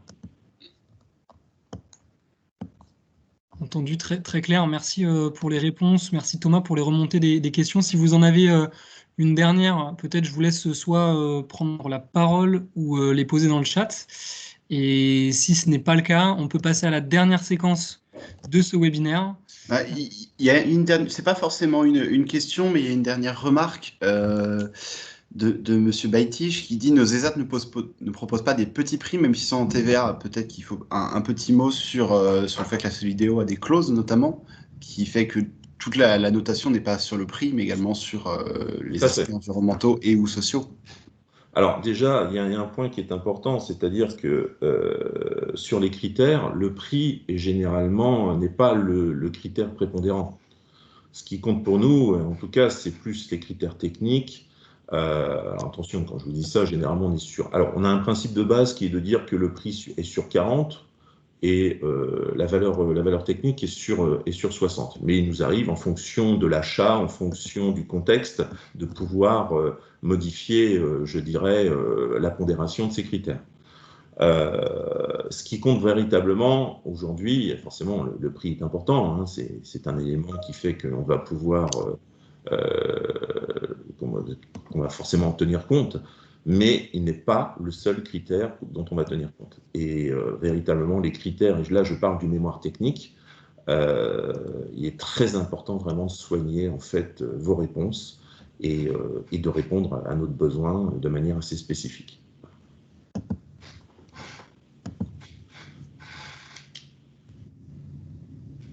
Merci. Peut-être on a une dernière question, enfin précision. C'est Thierry qui rebondit. Dans l'exemple du prix unitaire, nous dit Thierry, hop, je remonte puisque d'autres questions étaient posées. Dans l'exemple du prix unitaire, si le prix à l'unité est plus élevé que par quantité, il demande du coup comment signifier cette info sans sortir de l'offre. Ah, je ne comprends pas la question. Pour éviter d'émettre une réserve, je pense que c'est la question de Thierry. N'hésitez pas Thierry à prendre la parole. Oui. Pour éviter d'émettre une réserve, mais pour signifier que son prix à l'unité est plus élevé suivant la quantité demandée, où est-ce qu'il devra le signifier pour que vous ayez cette information, mais sans justement émettre une réserve? Est-ce que c'est possible? Pour moi, c'est une modification du dossier de consultation dans ce cadre-là, et malheureusement, ce n'est pas acceptable. On peut parfaitement envisager, pourquoi pas, des prix qui sont progressifs ou dégressifs, mais il faut que le dossier de consultation les prévoie. Et ensuite, après, attention, là, je vous parle de procédures dans lesquelles on est sur de l'appel d'offres, ou on est sur lequel il n'y a pas de négociation. On peut ensuite, après, envisager, pourquoi pas, des réponses dans le cadre de négociations qui pourraient adapter, je dirais, et encore, il ne faut pas qu'il y ait une modification substantielle, mais adapter les pièces contractuelles. Mais la façon dont vous me le dites, là, aujourd'hui, pour moi, ça ne répond pas, en fait, à la demande qui va être faite par rapport au marché. Donc voilà. Et donc dans ce cas-là, forcément, ça constitue une réserve. Et donc là, on est dans un risque d'élimination. Ok, peut-être encore quelques questions. Rémi qui nous demande si les variantes sont interdites. Peut-on joindre une note explicative pour préciser le prix proposé selon les différents cas de figure? Cette note est-elle examinée? Si la variante est interdite, forcément, là, cette note, vous pouvez toujours la fournir. Je ne pense pas qu'elle engagera, qu'elle éliminera votre offre. En tout cas, ça, sur ce point-là, je ne pense pas. Mais en conséquence, on ne pourra pas considérer qu'il y a une variante. Et on ne pourra pas en prendre en compte. Voilà. Entendu, très clair. J'accélère un petit peu parce qu'on a quand même des questions intéressantes. On a Hubert qui nous dit que 2024 est un peu loin dans le temps et les prix ne sont pas à l'abri de fluctuations inflationnistes. Est-ce possible de mettre des clauses de réserve sur ceci? J'imagine, David, que c'est quelque chose que vous avez dû rencontrer sur beaucoup de vos marchés. Ah oui, alors dans d'autres vies. Hein. Dans d'autres vies, oui, je me souviens alors c'est toujours cette anecdote que je donne toujours. J'ai un marché, en fait, quand j'étais responsable des marchés au CHU d'Ormans, j'ai lancé un marché pour l'achat de coton. Alors le coton, il faut savoir qu'un hôpital est un très très gros consommateur de coton, aussi bien pour les pansements que pour tout, etc. Et entre le moment où j'ai lancé ma consultation et le moment où on a reçu les offres, on a eu une hausse des prix de plus de 60%. Vous imaginez bien que toutes les entreprises qui avaient déposé leur prix n'avaient plus qu'une seule envie, c'était de retirer leur offre. Donc c'est des choses qui malheureusement arrivent. Il y a une circulaire qui permet de prévoir ce qu'on appelle la théorie de l'imprévision, qui permet à la limite de revoir, pourquoi pas, ces prix. Je viens de voir justement une fiche de la DAJ, je n'ai pas encore eu le temps de la relire, qui est sortie hier sur le sujet. Et donc, ça, il faut qu'on puisse regarder ça plus attentivement. Mais il existe des moyens aussi de prendre en compte, je dirais, une certaine forme d'imprévision. Maintenant, nos marchés prévoient des clauses de révision de prix. On essaye en fait de coller véritablement un peu au secteur économique, au secteur d'achat sur lequel on lance une consultation, c'est-à-dire que si on voit véritablement qu'il y a de vraies fluctuations, forcément on va prévoir des clauses de révision de manière à essayer je dirais, de tempérer les hausses de certains indices. Donc voilà. Entendu, merci beaucoup David. Je vous propose qu'on passe définitivement à la dernière partie. David, François, s'il y a quelques questions dans le chat auxquelles vous pouvez répondre, merci beaucoup. Il en restait quelques-unes auxquelles je pense que vous pouvez apporter des réponses. Alors du coup, pour cette dernière partie, on souhaitait faire intervenir quelqu'un qui est sur le plus côté terrain, côté entreprise. Donc Mehdi, tu nous fais le plaisir d'être aujourd'hui avec nous pour nous faire du coup ce retour terrain. Merci déjà d'avoir patienté et de t'être rendu disponible. Mehdi, est-ce que tu peux te présenter aussi ton entreprise, ce que tu fais, votre cœur d'activité? Okay. Bonjour Nicolas et bonjour à tous. Donc, je m'appelle Mehdi Napti, donc je suis directeur d'un pôle territorial sur la Seine-Saint-Denis où je dirige donc 2 ESAT avec à peu près 9 cœurs de métiers différents et puis une coopérative d'acteurs d'acteurs de l'ESS. Et dans cette coopérative, on a également la mairie, le département et la communauté de communes. Voilà, donc des établissements qui, où on a sur l'un des ESAT à peu près 70 travailleurs en situation de handicap, en hôtellerie et restauration essentiellement. Donc on gère un petit hôtel parisien et après on a une grosse activité restauration, traiteur, entre autres. Et puis il y a un autre ESAT un petit peu plus traditionnel où on a des activités d'espace vert, blanchisserie, conditionnement, ce qu'on retrouve traditionnellement en ESAT. Et donc une coopérative qui regroupe des acteurs éloignés de l'emploi, associations de femmes victimes de violences, personnes sortant de prison, de CADA, donc des demandeurs d'asile et autres. Donc en fait, on a voulu faire en sorte d'arrêter de travailler en silo. Donc on a aussi dans cette coopérative quelques acteurs privés, donc pour répondre conjointement à des marchés, donc en GME, comme on l'a évoqué précédemment. Et donc l'idée, c'était de trouver en tous les cas une dynamique, on va dire, partenariale, mais surtout dans l'optique, parce que nous, notre premier métier, il n'est pas sur l'activité en tant que telle, mais il est sur l'accompagnement des personnes. Donc l'idée, c'était d'avoir un parcours dynamique et pour aller vers l'emploi. Ok, peut-être juste des petites précisions. Donc vous êtes implanté en Seine-Saint-Denis ? Oui. Et du coup, ces différentes activités, elles existent depuis à peu près combien de temps pour les plus anciennes et les plus récentes ? Depuis à peu près 25 ans pour les plus anciennes. Et pour les plus récentes, on fait de l'agriculture bio, pas très loin, donc on est sur Stein, donc pas très loin du Stade de France. Et la dernière activité a vu le jour il y a à peine 2 ans. Entendu. Donc, vous êtes un acteur de l'économie sociale et solidaire avec plusieurs formes, plusieurs facettes. Est-ce que tu peux me donner des exemples de donneurs d'ordre, qu'ils soient publics ou même privés, pour lesquels vous travaillez ? Alors, le plus gros, je dirais que c'est la mairie de Paris, où on travaille sur la partie traiteur avec eux. On a la RATP, la SNCF, la CAF, la CNAM, les musées nationaux, les Eaux de Paris, LVMH, et tant d'autres, une bonne trentaine à peu près. Ok, donc vous avez du coup énormément d'acteurs publics dans votre portefeuille. Oui. Est-ce que ça représente, ces acteurs publics, un apport d'affaires conséquent, ou est-ce que c'est plutôt minoritaire par rapport au privé ? Est-ce que c'est ce qui vous permet au quotidien vraiment de développer votre activité, ou est-ce que c'est plutôt mineur ? C'est plutôt, on est à peu près, globalement, on est entre 30 et 50%, tout dépend des établissements et des activités.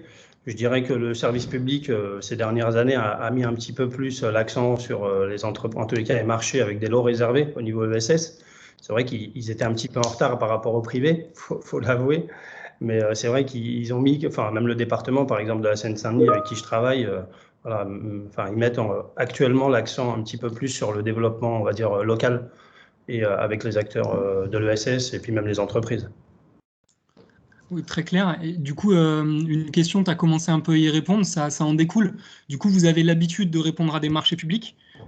Est-ce que vous avez l'habitude de répondre à des marchés publics ? La réponse est plutôt oui.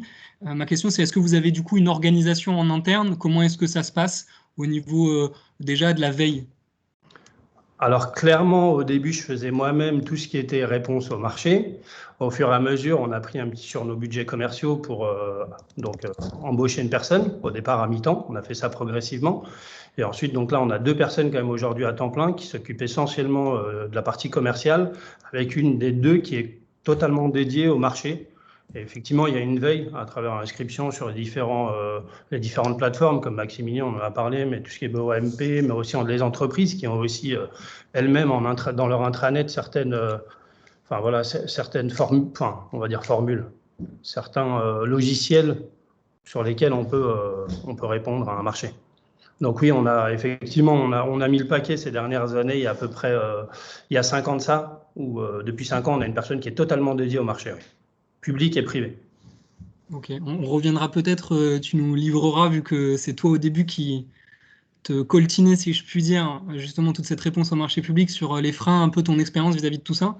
Mais peut-être d'abord une question, est-ce que vous avez l'habitude de répondre à des marchés en groupement ? Est-ce que c'est quelque chose que vous faites souvent ?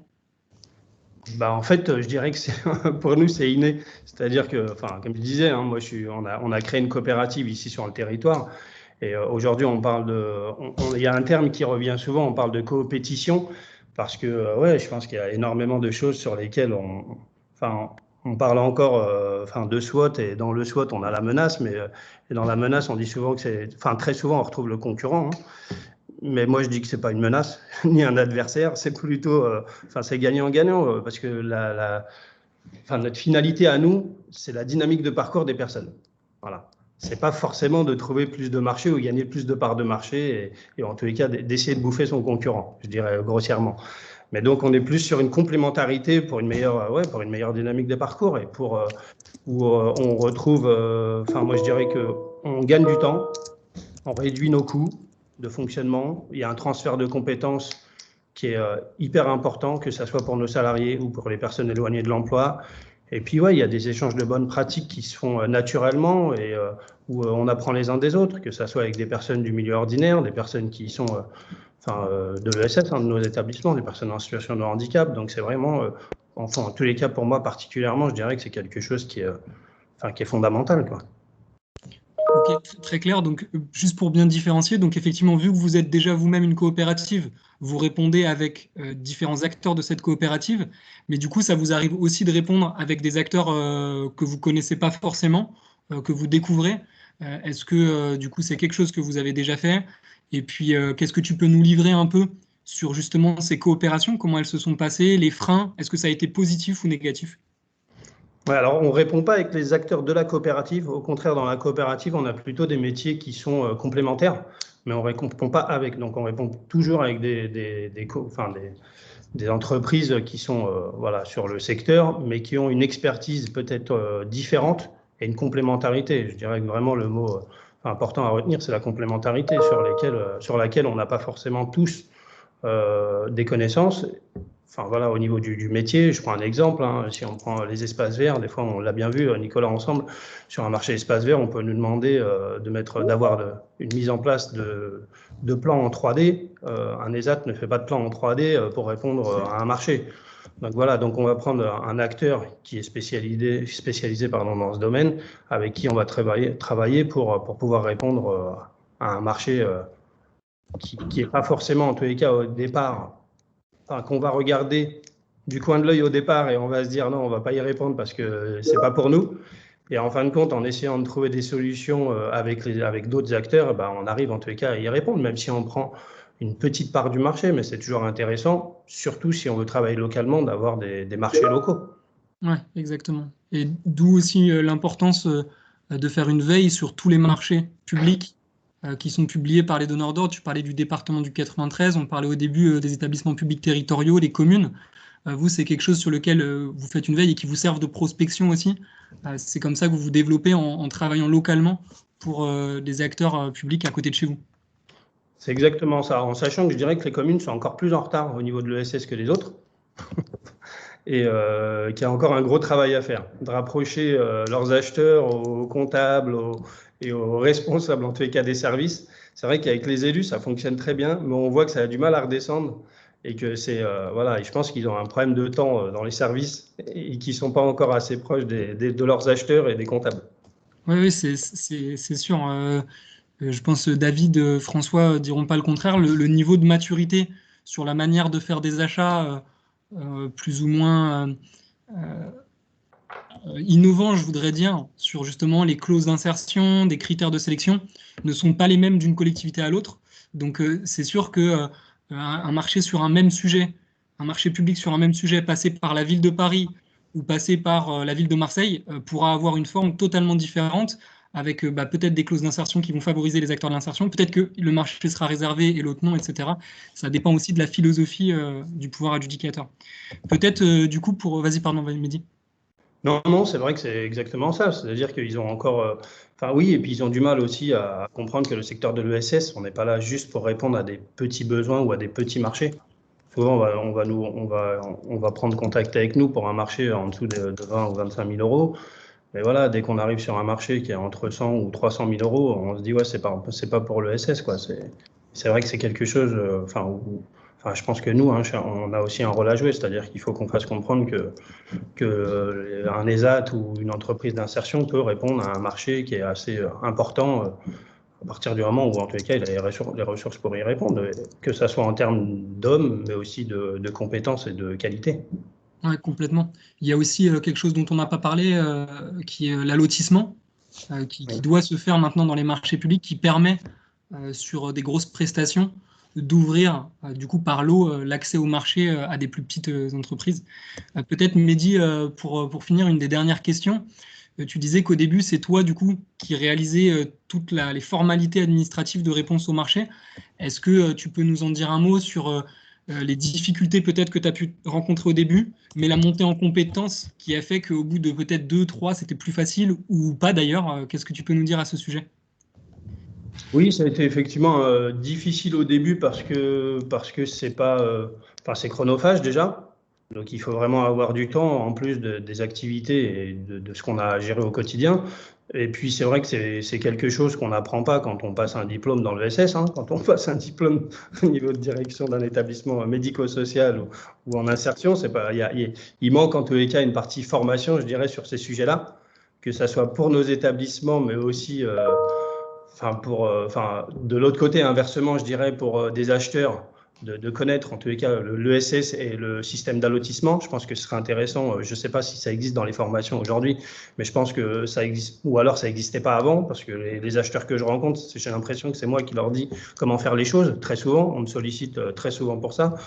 Mais c'est vrai qu'à force de faire, c'est un petit peu comme tout, quoi. On s'améliore. Donc voilà, moi je crois énormément au fait d'allotir et de. Il y a beaucoup de directeurs que je connais et que je côtoie parce que je suis vice-président du réseau national des ESAT. Et c'est vrai qu'il y en a beaucoup qui ne souhaitent pas répondre à des petits marchés parce qu'ils disent qu'ils perdent du temps. Mais je pense que la multiplication des petits marchés est très intéressante, surtout que, je vais le répéter, c'est surtout en termes de localité. Je trouve que c'est important de répondre à des petits marchés, d'éviter que les équipes aient un gros marché, par exemple, à l'autre bout de Paris, parce qu'en termes de temps, c'est énorme ce qu'on y perd. En termes d'énergie. Donc, c'est plus intéressant. Moi, je considère que c'est plus intéressant d'avoir plusieurs petits marchés autour de chez nous qu'un gros. Et en plus, il y a aussi des risques. Donc, contre, c'est vrai que beaucoup trouvent que c'est tellement long qu'ils ne s'y mettent pas, quoi. Et c'est vraiment dommage, je dirais. Oui, complètement. Mehdi, je te propose, il y a 2 questions pour le moment dans le chat, et puis n'hésitez pas à prendre la parole, qu'on passe à ces questions-là.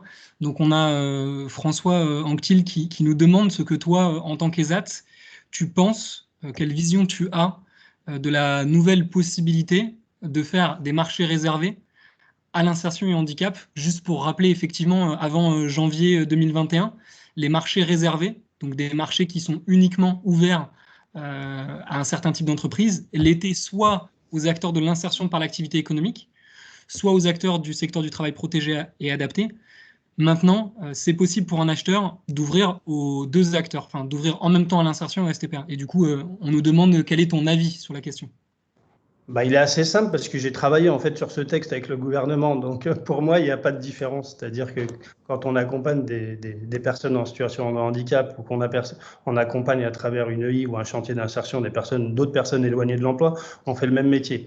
Et je dirais encore, c'est vraiment une question de vision et de se rappeler.